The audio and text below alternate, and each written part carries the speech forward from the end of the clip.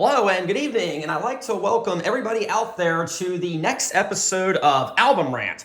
And as you can see from what is right in front of you, I thought it'd be a good time to return to the world of the Scorpions.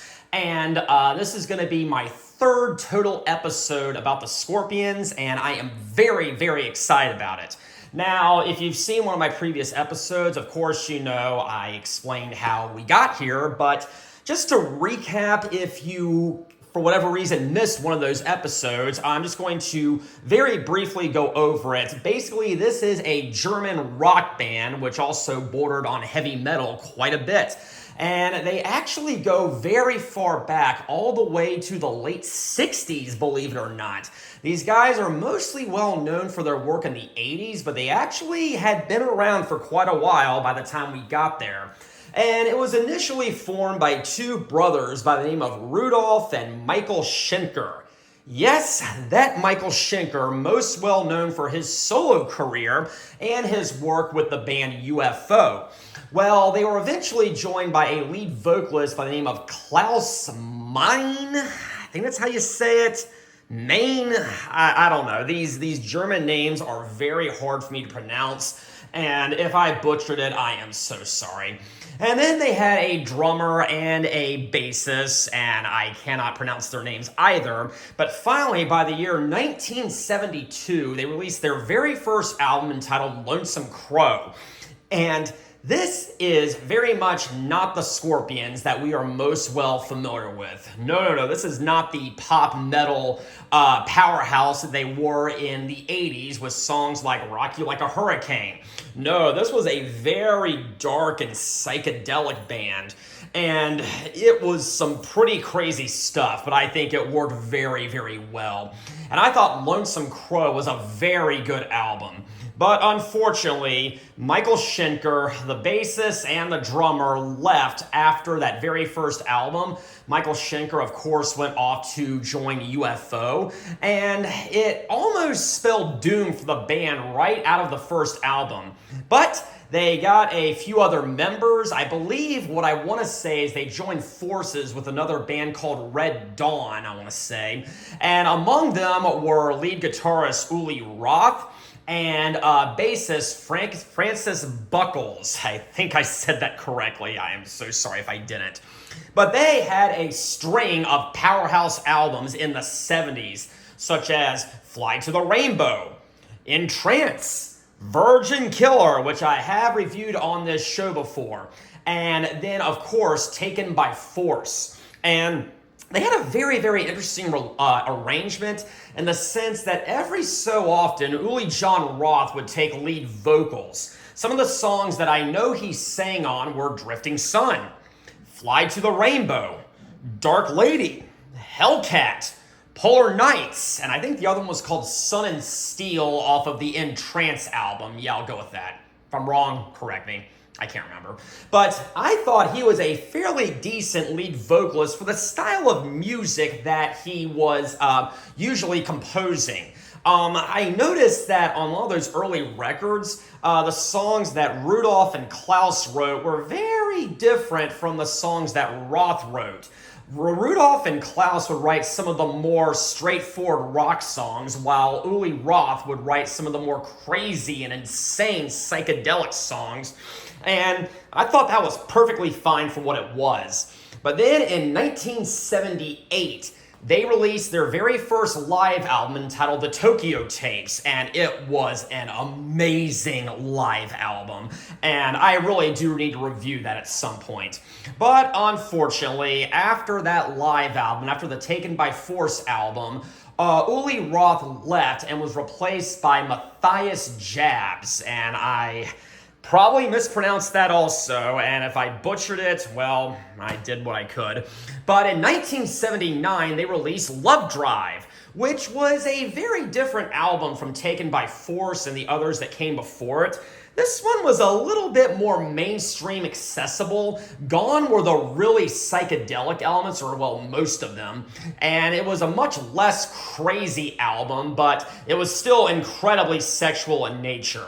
This entire band is incredibly sexual in nature. And yes, the naive kid in me back in high school didn't quite make the connection that the sting of the scorpion is basically a metaphor for a penis. But Love Drive was a great album. It had songs like Another Piece of Meat, yeah, Loving You Sunday Morning, Always Somewhere, the title track, Can't Get Enough, Coast to Coast, and I really loved it. And they actually kind of delved into some other genres, or some variant genres, like with Is Anybody There, which kind of tapped into reggae music of all things.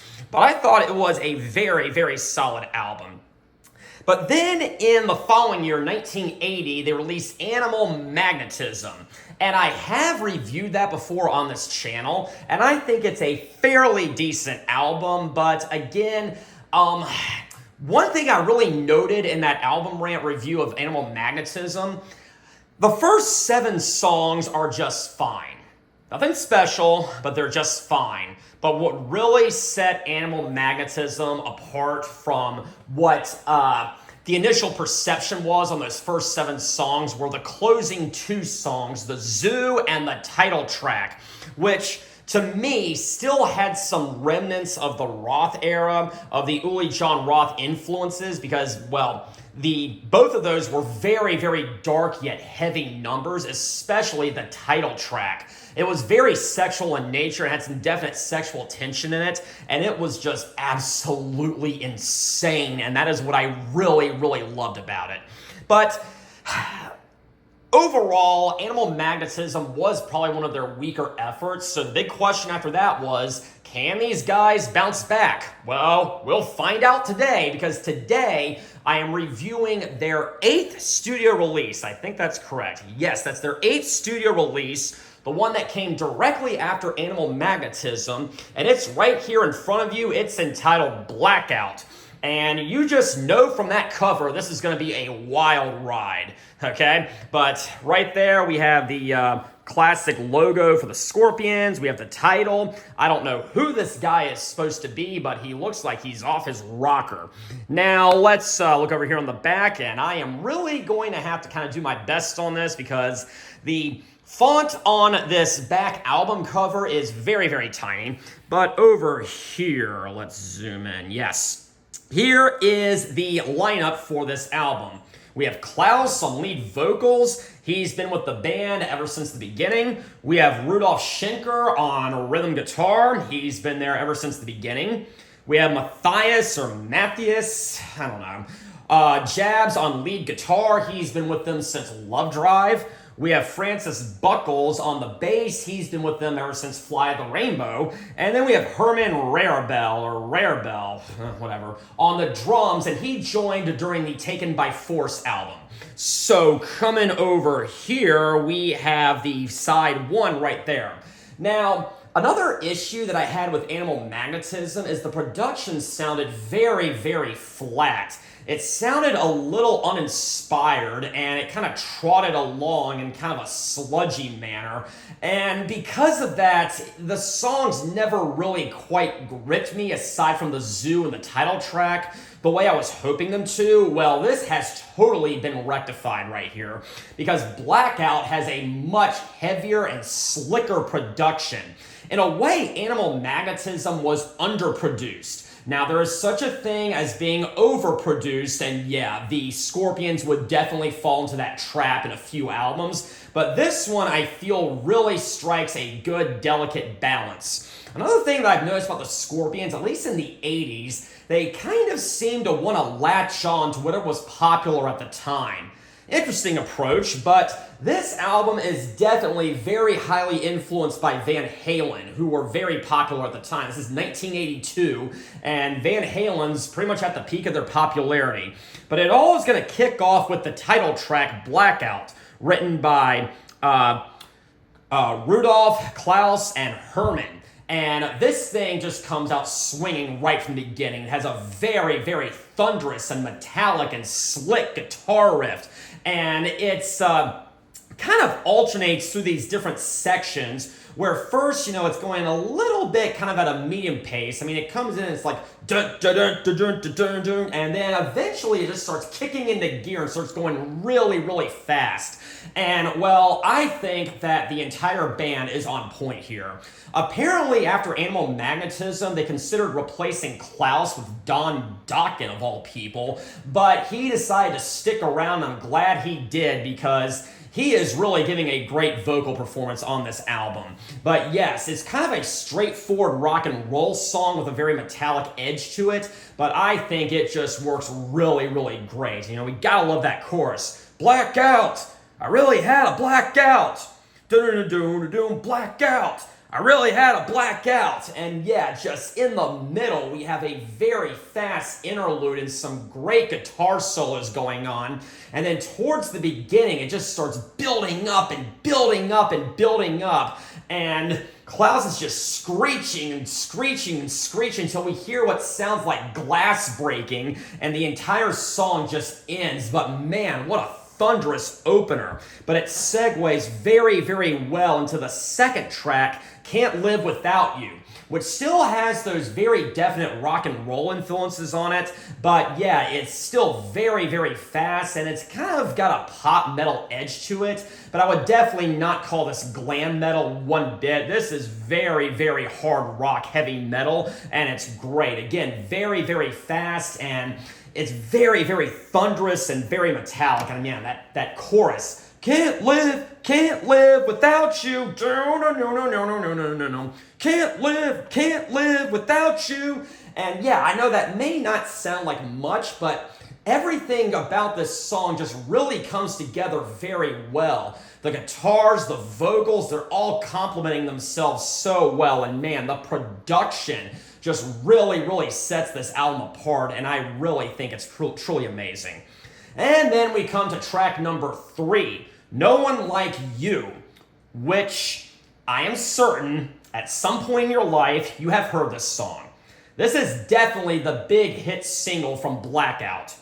This is one of their very 2 biggest hits. The other, of course, being Rock You Like a Hurricane. I mean, of course it is. But this one is a little bit slower. It's got more of kind of a classical metal feel behind it, or a classical rock feel behind it. But it's more of a ballad. It's more slow, but it's definitely not a poppy ballad. It's definitely more of just a guy who's just really, really declaring how much he wants someone because there's no one like you. And again, the melodies that just go through this thing are just so great, and I love it. I mean, I'm not going to try to sing it because singing a ballad is something that I would really, really butcher, but I just think it's really incredible. Now, when I first got into the Scorpions, I had actually saw a commercial for their Greatest Hits album that had just been released right around the time. I knew they did Rock You Like a Hurricane, but I knew there was another song they did that was very popular, and of course it was No One Like You. Well, when I first bought that Greatest Hits, I'm just clicking through, trying to find that song that I was looking for, and at first I thought it was Big City Nights. I was like, nah, that doesn't sound right. But I eventually realized it was No One Like You, and I just love it. Been hearing it on the radio ever since I was a little kid, and it is a Scorpions classic. Then we come to the next song, which is You Give Me All I Need, which starts out acoustically, actually, and it's got a little intro going on, and Klaus, of course, comes in the intro, and he's singing, and you kind of feel the guy's pain once again, kind of like you felt during that Whitesnake album that I reviewed the other week. But anyways, the band comes in, and this thing just sounds heartbreaking. And I'm not fully sure what it's about, but it's definitely very sexual in nature. And yeah, I mean, again, in that chorus, it's just so emotional. You give me all I need. You give me all I need. And I really, really love You Give Me All You Need. Then we come to Now, which is probably the most disposable track off of side 1, but it's still a pretty solid number.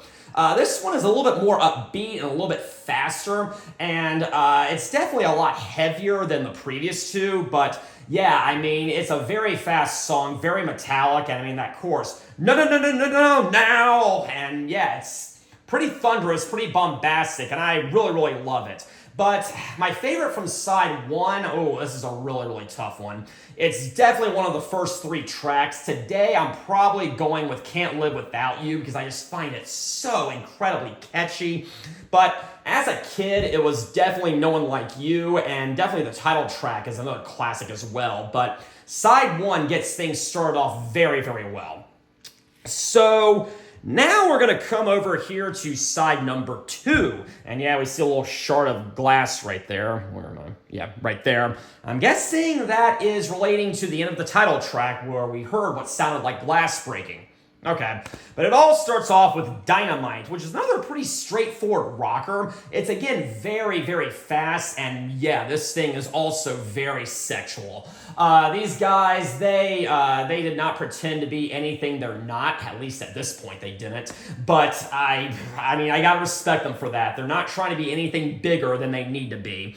But yeah, it starts out very fast, got a nice little guitar intro, but then during the chorus, something very, very interesting. Klaus is singing. He's singing very, very fast, but there's no bass, no guitar, just the drum. And I thought that was a very interesting approach. But, I mean, it's very hard-hitting and very, very fast, very upbeat. And until right after the chorus, everything just starts collapsing down when the rest of the band comes in. And he's just going, Dynamite! Dynamite! I did that wrong, but it's all right. But yeah, Dynamite, again, another very sexual song and a pretty straightforward rock and roll song, but I really love it. Then we have a song that falls through the cracks for a lot of people, Arizona. And to be perfectly frank, I can kind of understand that. It's probably one of the more forgettable songs on here, but it's not without its merits. It's a little bit slower than Dynamite. In fact, it's definitely slower. It's got a very brooding rhythm to it, but it's also very melodic in nature, and I kind of really enjoy it. It's in the middle, or towards the chorus, Klaus has this whole thing going on where he's going, ooh, ooh, ooh, and I did that the best I could, but I mean, I think it's, kind of works, kind of catchy, but overall, definitely one of the weaker songs from Blackout. But, having said all that, everything culminates and comes together in the big magnum opus from this album, China White. Oh my God. The very first time I heard this, I was absolutely enthralled. I loved this song so much, and I still love it to this day. This is one of those songs that, much like the title track of Animal Magnetism, still has some remnants from the Uli John Roth days. This sounds like the kind of thing that he would have written and sang on. Of course, he's out of the band by this point, but I feel the band is still respecting and still clinging on to some of his influences. This thing is about 7 minutes, might be a tad shy of 7 minutes, but it starts off with a bass intro. Doom, doom, doom, doom, doom, doom, doom, doom. Then the guitars come in. Da-na-na-na-no, da-na-na-no-no, and it's got such a good build-up in the middle until things just come crashing down into the epitome of insanity. And it's just an absolutely hard-hitting, yet doomy and heavy song, and man, just everything comes together here. And I'm not fully sure what the lyrics are. I could look them up, but I'm not going to. But I know it starts off with Klaus saying, sometimes you feel the good times never will return, and something else after that. But man, like, the lyrics don't really sound like what they would be compared to what the music is telling us. So we have two conflicting styles going on, but it just works so well. And It's like you're hearing this incredibly insane songs with what sounds like lyrics about peace and love, and I just love it so much.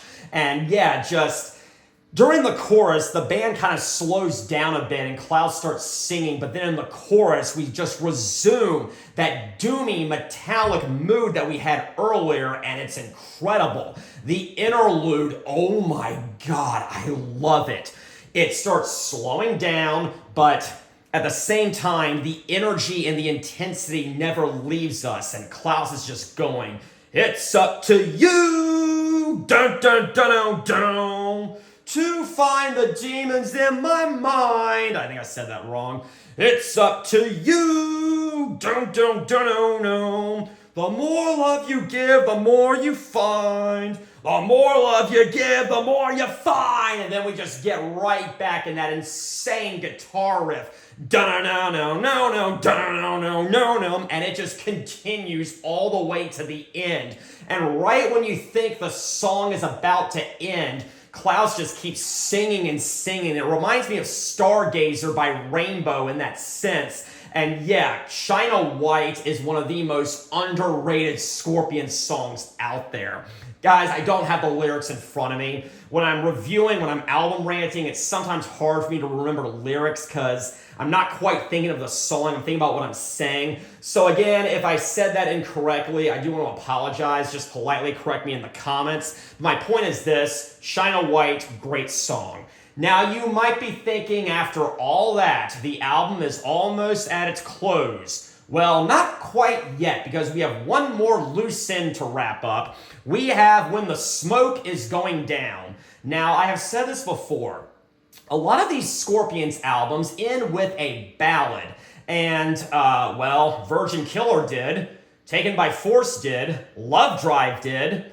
Animal Magnetism did not, but this one does also. And it starts out acoustically, and it starts out very, very soft. And this is not really one of their heavier albums. It's one of their more darker melodic songs. Not one of their heavier songs, I should say. I said albums. But again, it's really selling the guy's emotions as he's singing this. And I think overall it is a pretty solid ballad, and I think it closes the album pretty well. Again, it's more of a coda. It's more of just an outro to the album, because in all fairness, we reach the peak and the pinnacle of the album with Shine a White. This is just kind of wrapping things up, and I think it wraps things up very, very well. And that was Blackout right there, and I really do very much recommend this album.